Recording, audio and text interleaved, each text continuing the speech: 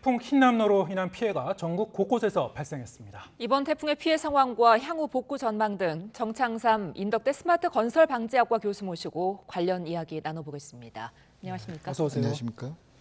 네, 태풍 흰남노 우리나라에 머물렀던 시간이 한 2시간 한 20여 분 정도 됐었던 것 같은데 그렇습니다. 그 시간 동안에 정말 많은 게 피해를 남기고 갔습니다. 기록상으로 보면 역대 세 번째, 중심 기압으로 본 게 이제 역대 세 번째고요. 풍속으로는 한 8번째로 강했던 것으로 지금 이 평가가 되고 있죠. 예.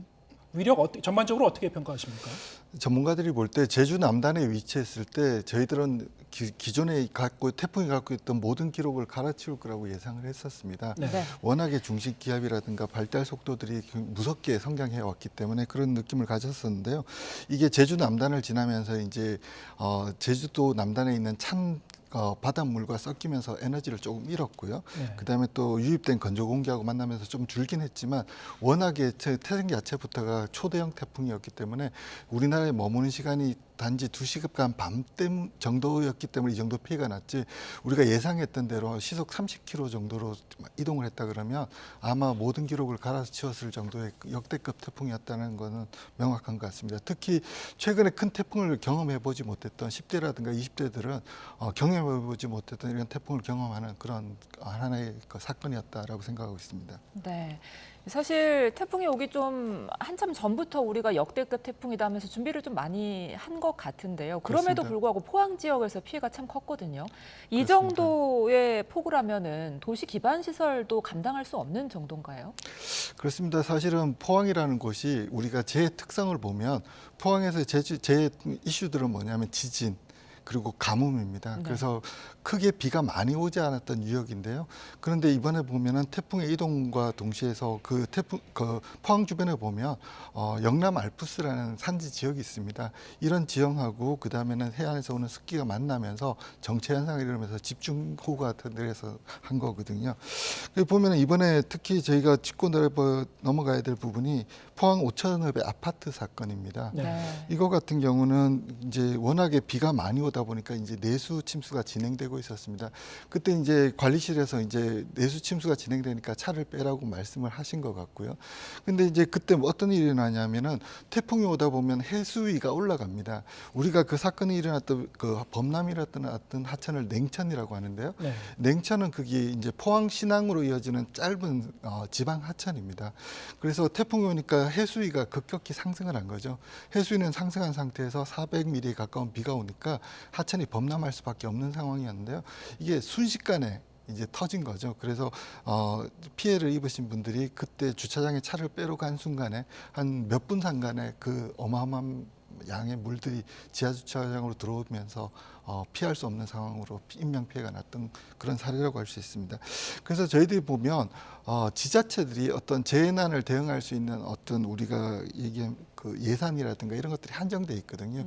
만일 포항 같은 경우는 지진 이슈가 나고 나면 방제와 관련된 예산들이 지진 쪽으로 많이 가는 것들이 있습니다. 그래서 내수 침수라든가 이 외수 침수 쪽에서는 조금 우리가 부족하지 않았나 이런 짐작을 해보게 됩니다. 네. 지금 말씀하신 대로 이제 이렇게 침수 피해가 났을 때는 지하 주차장 같은 데서도 괜찮을 것이다라고 생각하고 잠깐 가려고 들어갔는데 거기서 그냥 인명 피해가 나고 마는 순식간에 이제 이 물이 차고 마는 걸 이제 우리가 볼 수가 있는데 이렇게 하천이 범람하고 물바다가 되게 되면은 여러 가지 이제 피해가 납니다만 저희가 이제 앞서 보도에서도 보여드렸습니다만은 이 펜션 건물 자체가 거의 붕괴되다시피 하는 공장 한쪽이 이제 무너지다시피 하는 그런 모습을 볼 수 있었습니다. 자, 이런 상태에서는 집안이 이미 상당히 좀 그 붕괴가 됐고 약해진 상황인데요. 앞으로 이제 이 사후 복구를 어떻게 해 나가야 될까요? 이번에 사고가 난 풀빌라 건물을 보면 하천변에 위치하고 있습니다. 그래서 하천변에 위치하고 있어서 강한 하천의 유량이 증가되면서 소류력이 발생했고요. 그래서 보면은 후진국들에서 많이 발생하는 하천 옆에서 건물이 무너지는 현상하고 비슷하게 이런 재난이 났거든요. 저희들이 한번 체크해 봐야 될 거는 이제 저희들이 이 하천변을 개발을 저는 좀 난개발에 가깝다고 생각을 합니다. 그래서 이게 하천 부지인지 아닌지를 한번 체크를 해 봐야 될 것 같고요. 그리고 지금 일단은 안전 진단을 하지 않고서는 그 건물에 들어가는 것 자체가 굉장히 위험하다고 판단하고 있습니다. 그래서 안전 진단을 먼저 하고 그다음 저 지역에 있는 집안 조사 같은 것들 한 다음에 안전이 확보된 다음에 해야 될 것 같고요. 저 건물들은 아마 다시 대부분 이제 다시 건물을 지어야 되는 그런 상황인 걸로 판단하고 있습니다. 네.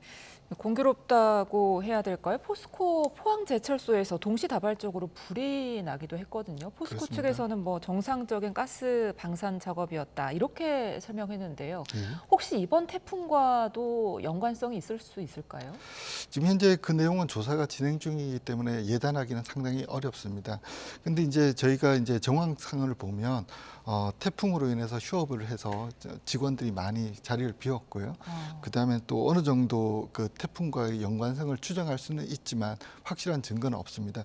그렇지만 이제 문제가 되는 거는 화재하고 동시에 침수가 같이 일어났습니다. 그래서 고로 세 개가 물에 잠기면서 어쩔 수 없이 생산이 오랜 기간 차질을 빚을 것은 명확할 걸로 판단됩니다. 네. 그런가 하면 이제 경주에서는 이 저수지 붕괴 위기가 있었죠. 그래서 많은 주민들한테 이제 대피령이 내려지기도 했는데, 자, 이렇게 저수지 이 붕괴로 인한 대피령이 내려질 정도면은 이미 그 관련 구조물은 어떤 어느 정도의 이제 균열 조짐이 있거나 상당한 하중이 좀 가해진 상황 아니겠습니까? 그렇습니다. 여기에 대해서 어떻게 대처해야 될까요? 우리가 이제 경주라든가 경주 옆에 있는 영천이라는 도시가 있습니다. 그 지역적인 특징을 좀 알아야 되는데요. 네. 가뭄이 워낙 많이 나서 그 지역이 아마 지자체 규모별로 소규모 저수지들이 가장 많은 지자체입니다. 예. 그러면서 이제 물이 없다 보니까 이제 예전에 그냥 급하게 만들었습니다. 그래서 우리가 뭐 밀가루 댐이라는 말도 쓰는데요.